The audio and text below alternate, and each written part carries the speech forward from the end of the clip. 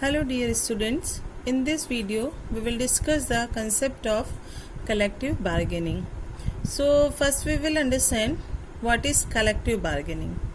Basically collective bargaining is concerned with the relations between employers and laborers. What does it mean?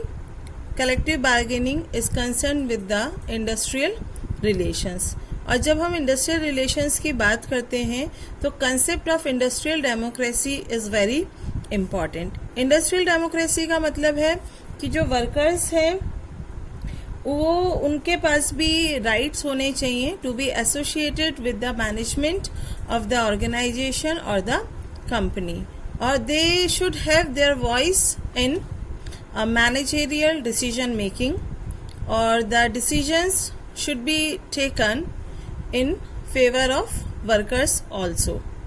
So जब हम उसकी बात कर रहे हैं तो जब भी एम्प्लॉयमेंट से रिलेटेड टर्म्स डिसाइड होती हैं तो उसमें वर्कर्स का भी एक पार्ट होना चाहिए, और उसके लिए एक इम्पॉर्टेंट टूल है collective bargaining. It is basically the process of negotiating the terms of employment between an employer and a group of workers. ये एक प्रोसेस है जिसमें रिप्रेजेंटेटिव्स होते हैं वर्कर्स के और रिप्रेजेंटेटिव्स होते हैं मैनेजमेंट के, जो आपस में मिलके एम्प्लॉयमेंट की टर्म्स को या वर्क रिलेटेड टर्म्स को नेगोशिएट करते हैं.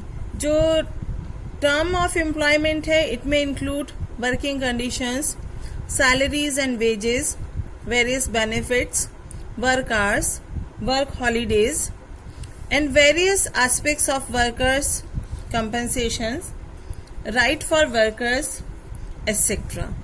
Basically, the term collective bargaining is made up of two words, collective and bargaining. Collective का मतलब है जहाँ पे दो या दो से ज़्यादा लोग इन्वॉल्व हैं, means it is a group action. क्योंकि जो नेगोशिएशन है वो होता है वर्कर्स के रिप्रेजेंटेटिव्स के बीच में और मैनेजमेंट के रिप्रेजेंटेटिव्स के बीच में, तो ये एक ग्रुप प्रोसेस है.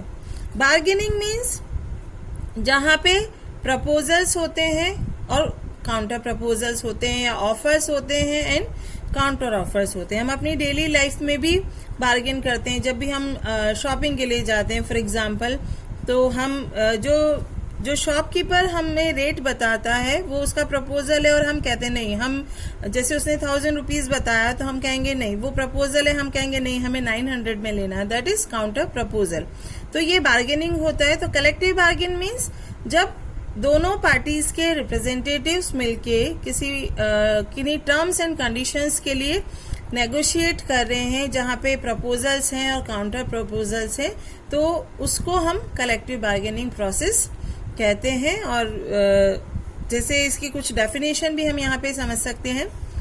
As per Dale Yoder, collective bargaining is the term used to describe a situation in which the essential conditions of employment are determined by a bargaining process and undertaken by representatives of a group of workers on the one hand and of one or more employers on the other.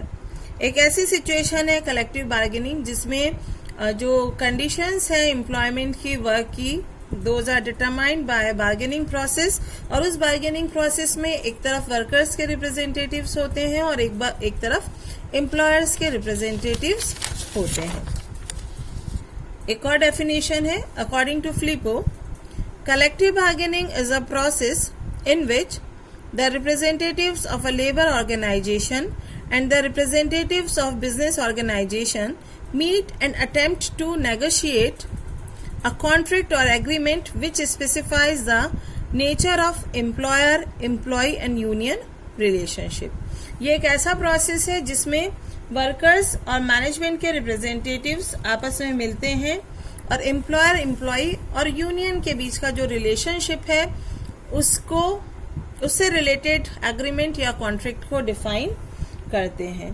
जब हम collective bargaining की बात करते हैं तो कई सारे issues हैं जो कलेक्टिव बार्गेनिंग में इन्वॉल्व होते हैं. For example recognition of labour unions हो गया, लीव्स एंड हॉलीडेज हो गया, वेजेस एंड अलाउंसेस हो गया, पेमेंट ऑफ बोनस हो गया, आवर्स ऑफ वर्क हो गया, प्रॉफिट शेयरिंग स्कीम से रिलेटेड हो सकते हैं issues related with allocation of work, issues may be related to training and development of personnel within the organization, grievance handling procedure से related issues हो सकते हैं, वर्किंग कंडीशन से रिलेटेड इश्यूज हो सकते हैं. तो जो वर्क है और एम्प्लॉयमेंट से रिलेटेड जितने भी इश्यूज हैं, that those issues are negotiated in this process of collective bargaining. Now we will understand the types of collective bargaining. First type of collective bargaining is distributive bargaining.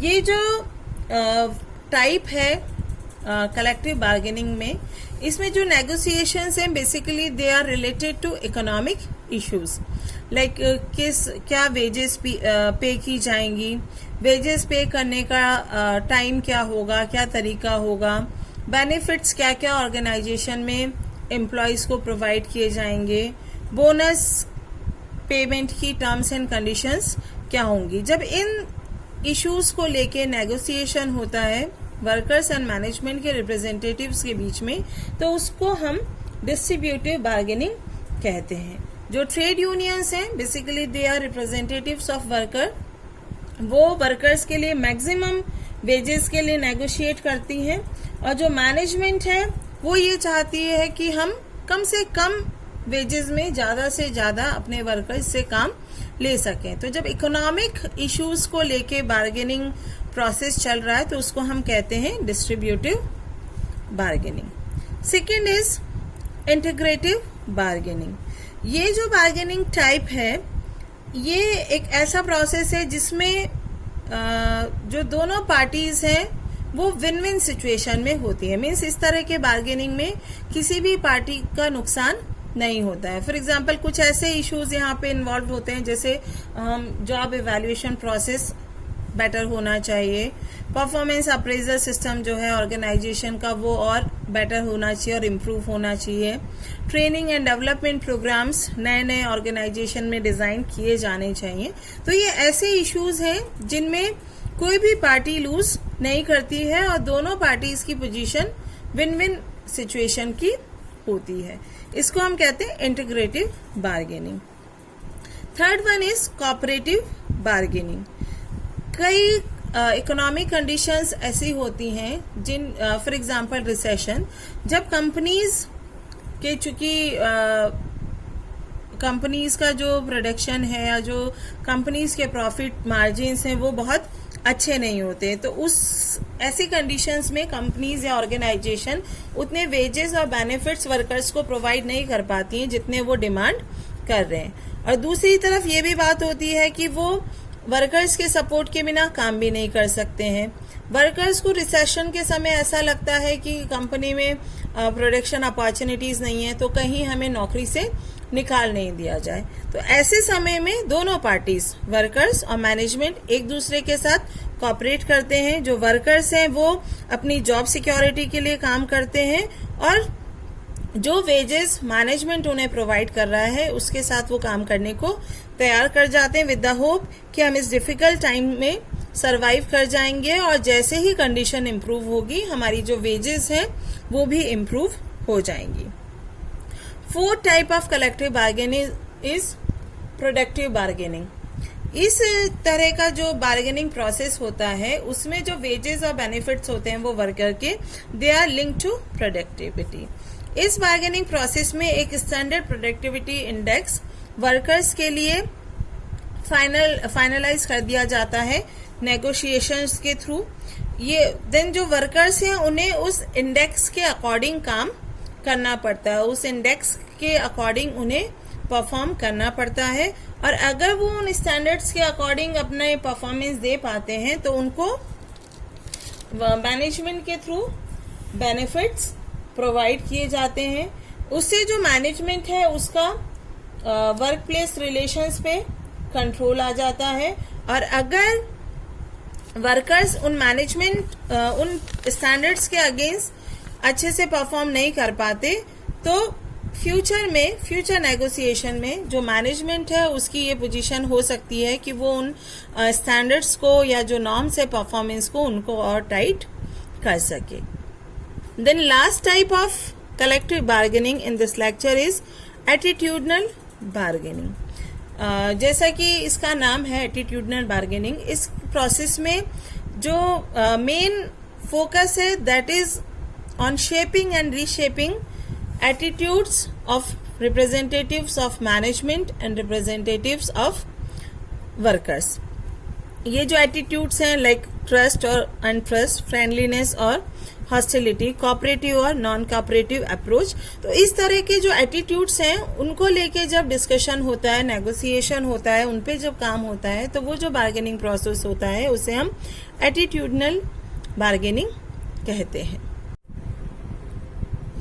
Now comes the process of collective bargaining. As we have discussed, collective bargaining is a process in which employers and employees discuss in good faith the terms and conditions of work and work-related aspect. In this process, management is usually represented by senior executives of the company, and workers are represented by the trade union leaders and officials. This process, the process of collective bargaining, mainly comprises of following 5 steps. So first step in collective bargaining process is preparation.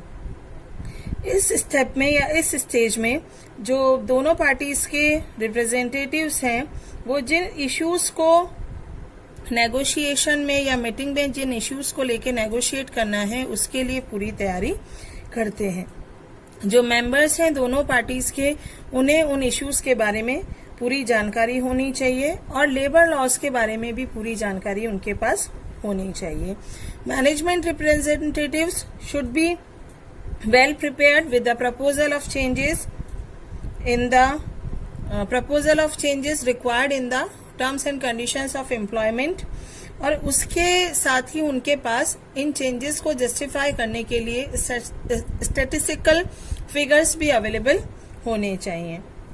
On the other hand, the union leaders जो workers को represent करेंगे, they should gather adequate information regarding the financial position of the company, और उनको पूरी जानकारी होनी चाहिए what is the ability to pay of the company, और वर्कर्स की जो डिमांड है, वर्कर्स की जो नीड्स हैं, वर्कर्स की जो डिजायर्स हैं, उनकी उन्हें पूरी रिपोर्ट इस स्टेज में बना लेनी है.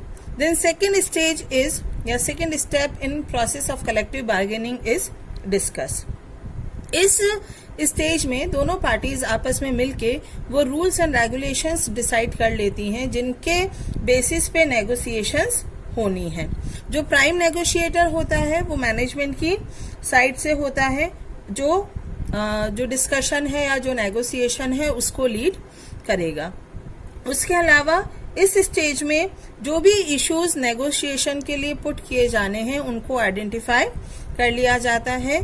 जो इश्यूज हैं they may be related to work, they may be related to working conditions, they may be related to wages and salaries or terms and conditions of employment.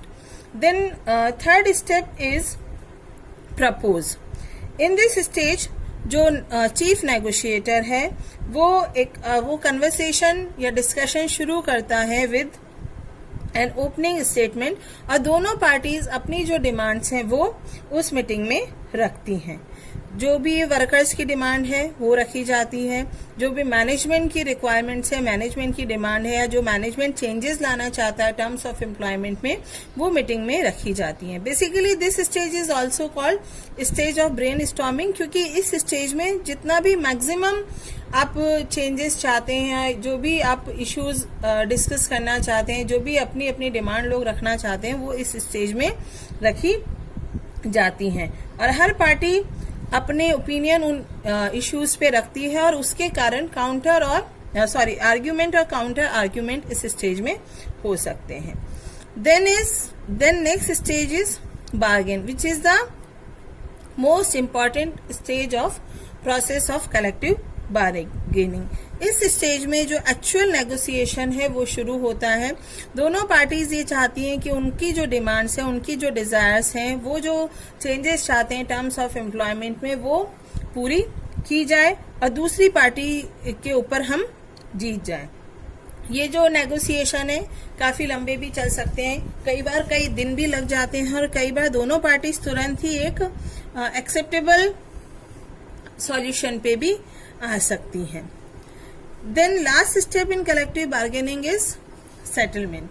ये फाइनल स्टेज है collective bargaining process के लिए, जिसमें दोनों parties जिन भी problems को, जिन भी issues को हमने नेगोशिएशंस के थ्रू डिस्कस किया है, उनके फाइनल सॉल्यूशन पे पहुंच जाती है। यहाँ पे एक एग्रीमेंट तैयार किया जाता है which is a mutual agreement, और दोनों पार्टीज के जो रिप्रेजेंटेटिव्स हैं वो उस पे साइन करते हैं। और साइन करने का मतलब ये है कि अब हम इसे यूनिवर्सली ये जो एग्रीमेंट है वो पूरी ऑर्गेनाइजेशन में सब लोग उसको एक्सेप्ट करेंगे। So this is the process of collective bargaining which comprises of 5। Next है essentials of effective collective bargaining. All the collective bargaining processes are not successful and effective. There are certain prerequisites or essentials for an effective collective bargaining. कुछ ऐसी चीजें हैं जो एक collective bargaining process को effective और successful बनाने के लिए जरूरी है, which are like first one is a friendly atmosphere for negotiation. जब नेगोशिएशन शुरू करा जाए तो जो एटमॉस्फेयर है वो फ्रेंडली होना चाहिए। ऐसा नहीं होना चाहिए कि दो अपोजिट पार्टीज यहाँ पे डिस्कस करेंगी, उनके बीच में लड़ाई झगड़ा होगा, उस तरह का एटमॉस्फेयर नहीं होना चाहिए। दोनों पार्टीज को ये होना चाहिए कि हम यहाँ पे एक डिस्कशन के लिए आए हैं और वो डिस्कशन हेल्दी और फ्रेंडली एनवायरमेंट में होना चाहिए। Then parties to negotiation should be equal in strength. दो पार्टीज है नेगोशिएशन में, एक वर्कर्स के रिप्रेजेंटेटिव्स हैं और एक मैनेजमेंट के रिप्रेजेंटेटिव्स हैं। तो ये जो पार्टीज हैं they should be equal in strength, तभी प्रॉपर डिस्कशन या प्रॉपर नेगोशिएशंस हो पाएगा। Then positive attitude of parties. दोनों पार्टीज नॉर्मली हम ये देखते हैं कि जो वर्कर्स हैं या जो मैनेजमेंट है उनका एक दूसरे को लेके जो एटीट्यूड है वो पॉजिटिव या फ्रेंडली नहीं होता। दोनों को ऐसा लगता है कि दूसरा हमारे इंटरेस्ट को एनकरेज नहीं करना चाहता। उस चीज को हमें यहाँ पे नहीं रखना है। दोनों पार्टीज का जो एटीट्यूड है कलेक्टिव बार्गेनिंग प्रोसेस के लिए वो पॉजिटिव होना चाहिए। Then favourable political climate.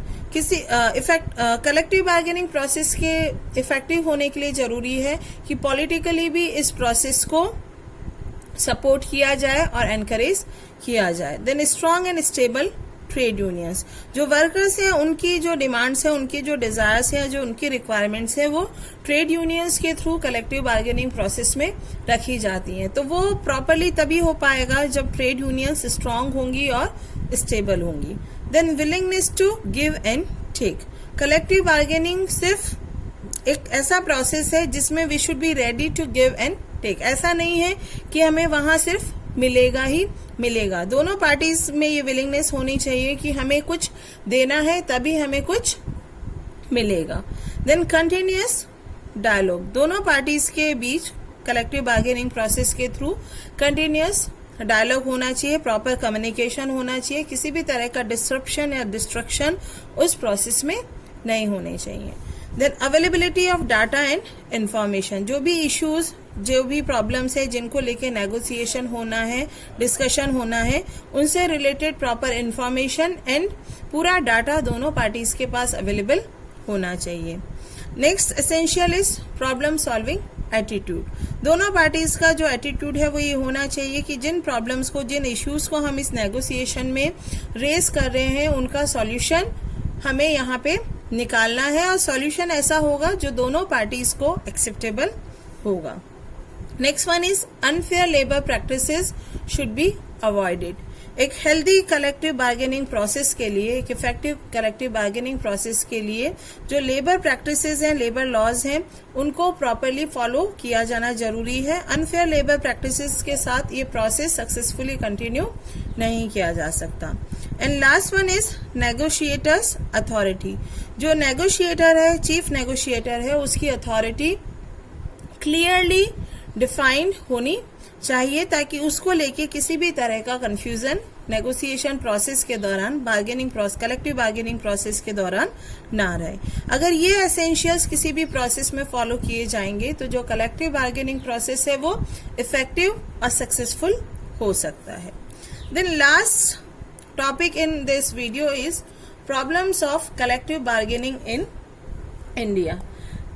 India में हम इंडस्ट्रियल डेमोक्रेसी को एस्टैब्लिश करने की बात करते हैं और उसके लिए ऑर्गेनाइजेशन कलेक्टिव बार्गेनिंग को एक इम्पॉर्टेंट टूल की तरह यूज करती है, पर कई सारे प्रॉब्लम्स ऐसे हैं जिनके कारण collective bargaining process Indian organization में सक्सेसफुल नहीं है। First one is dominance of outsiders in trade unionism and multiplicity of trade unions. हमारी ऑर्गेनाइजेशन में मल्टीप्लिसिटी ऑफ ट्रेड यूनियंस है, उसके कारण जो ट्रेड यूनियंस है वो वीक है और अनस्टेबल है और मेजॉरिटी ऑफ एम्प्लॉयज को वो रिप्रेजेंट नहीं करती हैं। और उसके अलावा मल्टीप्लिसिटी ऑफ ट्रेड यूनियन होने के कारण इंटर यूनियन राइवलरी होती है और collective bargaining process properly held नहीं हो पाता। Second one is political affiliation of trade unions. जो ट्रेड यूनियंस है, mostly all the trade unions are affiliated by some political parties, और ऐसे केस में जो पॉलिटिकल पार्टीज हैं वो ट्रेड यूनियंस को अपने इंटरेस्ट के लिए यूज करती हैं। जो पॉलिटिकल लीडर्स हैं उनका ट्रेड यूनियंस की फंक्शनिंग में इंटरफेरेंस होता है। तो जो बेसिक पर्पस है ट्रेड यूनियंस का, which is to protect and promote the interest of workers, उससे ट्रेड यूनियंस दूर हो जाती हैं और कलेक्टिव बार्गेनिंग प्रोसेस में वर्कर्स को प्रॉपरली रिप्रेजेंट नहीं कर पाती। Then lack of definite procedure for collective bargaining. India में कलेक्टिव बार्गेनिंग प्रोसेस को लेके एक प्रॉपर प्रोसेस डिफाइन नहीं किया गया है और उसके कारण ये जो प्रोसेस है वो प्रॉपरली कंडक्ट नहीं किया जा पाता है। Then easy access to adjudication.